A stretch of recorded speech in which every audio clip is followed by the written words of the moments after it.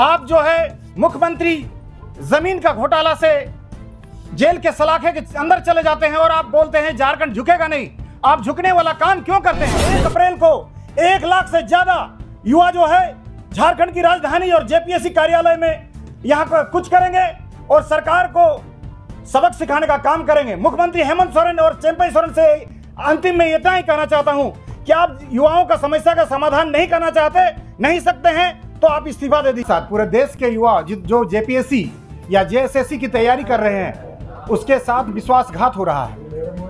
कुछ दिन पहले आपने देखा होगा कि सीजीएल का पेपर घर आने से पहले ही, यानी कि 8 साल के बाद एक सीजीएल का एग्ज़ाम होता है और 8 घंटा से पहले ही पेपर लीक हो जाता है और आनन फानन में उसे एक पेपर को रद्द किया जाता है। जैसे ही हम लोग आंदोलन करते हैं तो पूरे पेपर को रद्द कर देता है। कितना दुर्भाग्य की बात है। हम लोग सीबीआई और ईडी का जांच का मांग कर रहे थे, एसआईटी का जांच का एक लॉलीपॉप दिखा करके उसको भी दबाने का प्रयास किया गया है। और जेपीएससी का एग्ज़ाम 2 साल के बाद हुआ और इतना जल्दीबाजी में सरकार ने हड़बड़ी में गड़बड़ी कर दिया। मात्र 13 दिन मिला और जेपीएससी जो है 11वीं जेपीएससी का एग्ज़ाम हुआ। उसमें हम लोग बार बार बोल रहे थे कि कम से कम जो नियम है 45 दिन का समय होना चाहिए। जो 17 मार्च को एग्ज़ाम हुआ है जेपीएससी का, बहुत बड़ा उसमें गड़बड़ी और हड़बड़ी और तमाम प्रकार के भ्रष्टाचार के आरोप लग रहे हैं पूरे झारखंड में। इसका जो है विरोध हो रहा है। झारखंड के युवा बहुत जल्द जो है झारखंड की राजधानी रांची जेपीएससी कार्यालय में कुछ करने वाले हैं। तो ये इस स्थिति को पैदा करने वाले मुख्यमंत्री हेमंत सोरेन जी हैं और वर्तमान में चंपई सोरेन जी जो हैं, उनसे बहुत उम्मीद था, लेकिन हम लोग को निराशा हाथ लगा है।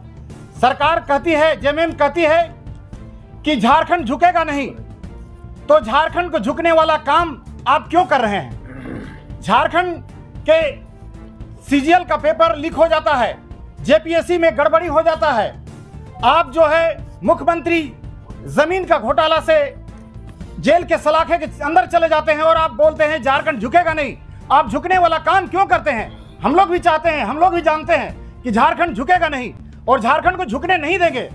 लेकिन आप जो सरकार है, आपको संवेदनशील होना चाहिए था युवाओं के प्रति, लेकिन आपने कोई ऐसा काम नहीं किया। 4 साल बर्बाद किया है झारखंड के युवाओं का। और आने वाला अभी जो है 1 महीने के बाद लोकसभा चुनाव है, जो बेसर हम लोग के गुरुदेव जी ने कहा है। तो आपने देखा है कि हम लोग जो निर्णय ले रहे हैं जेपीएससी बी पेपर में, हम लोग सवाल करने आए हैं सरकार से इस प्रेस माध्यम से कि बी पेपर जो मिला था उस दिन करीब 3 लाख लगभग एग्जाम दिए हैं। 3 लाख में बी पेपर जितने लोगों को मिला है उसमें 25% लगभग बी पेपर, यानी कि करीब 25,000 के आसपास स्टूडेंट का बी पेपर का 2 सेट मिला हुआ है। उसमें भारी गड़बड़ी मिला है। इसमें 22 प्रश्न को 1 से लेकर 8 का और आपका 19 से लेकर के 21 का और 42 से लेकर के 47 तक का प्रश्न पत्र को दोबारा, यानी 22 क्वेश्चन को दोबारा रिपीट कर दिया गया है बी पेपर में। आप लोग देखना चाहेंगे और इसका हम लोगों ने प्रेस वार्ता भी किया था जेपीएससी कार्यालय के बाहर में और हम लोगों ने सवाल आप मीडिया बंधुओं के माध्यम से उठाया था। तो मैं आप मीडिया बंधुओं ने जिस तरह से साथ दिया है, मैं चाहता हूं कि आप लोग आगे भी साथ दें और आप लोग मुख्यमंत्री चंपई सोरेन से सवाल करें कि आप जेपीएससी का समाधान क्यों नहीं कर रहे हैं? आप आनन फानन में आंसर क्यों जारी कर रहे हैं? तो हम लोग ये सवाल करने आए हैं। नहीं तो 1 अप्रैल को 1 लाख से ज्यादा युवा जो है झारखंड की राजधानी और जेपीएससी कार्यालय में यहाँ पर कुछ करेंगे और सरकार को सबक सिखाने का काम करेंगे। मुख्यमंत्री हेमंत सोरेन और चंपई सोरेन से अंतिम में इतना ही कहना चाहता हूँ कि आप युवाओं का समस्या का समाधान नहीं करना चाहते, नहीं सकते हैं तो आप इस्तीफा दे दीजिए। धन्यवाद।